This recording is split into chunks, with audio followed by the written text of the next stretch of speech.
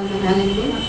3 సంవత్సరాల క్రితం అయ్యగారు వచ్చారు. అప్పుడు నేను తండ్రినైనా ఫోన్తో మాట్లాడిన దేవుడు నాతోనూ మాట్లాడతావు కదా యేసయ్య, నాతోనూ మాట్లాడేసయ్య.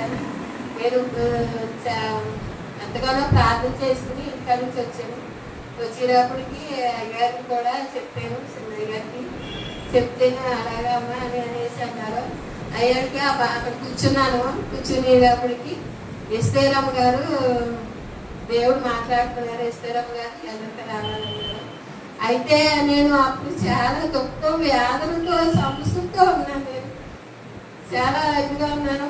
అయితే దేవుడు నీ అమ్మ నువ్వు చాలా బాధతో వేదనతో ఉన్నాను, నీ వేదన దేవుడు తీర్చాడని దేవుడు నాతో మాట్లాడాడు. పరిశుద్ధాత్మ కూడా నేను పొందుకొని దేవుడి దయ వల్ల నేను అనేక బిడ్డలకి వెళ్ళి ప్రార్థన చేస్తున్నాను. చేస్తే వాళ్ళకి కూడా దేవుడు స్వస్థ ఇస్తున్నాడు. దేవుడు నేను ఇంటికాడ కూర్చోబుద్ధి అవుతున్నాను. ఎవరికో లాగా ఏదోలాగా వాక్యం చెప్పాలి, అలా మారాలి అని దేవుడు నాకు పేరే గురించి వెళ్ళి ప్రార్థన చేస్తున్నాడు.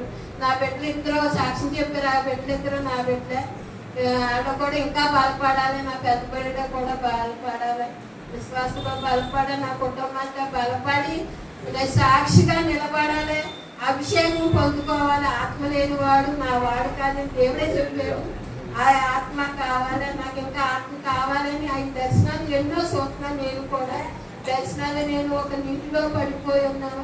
ఆ నీటిలో పడిపోయిన నా పక్కన నా బిడ్డలు ఇద్దరు సగమే మునిగారు.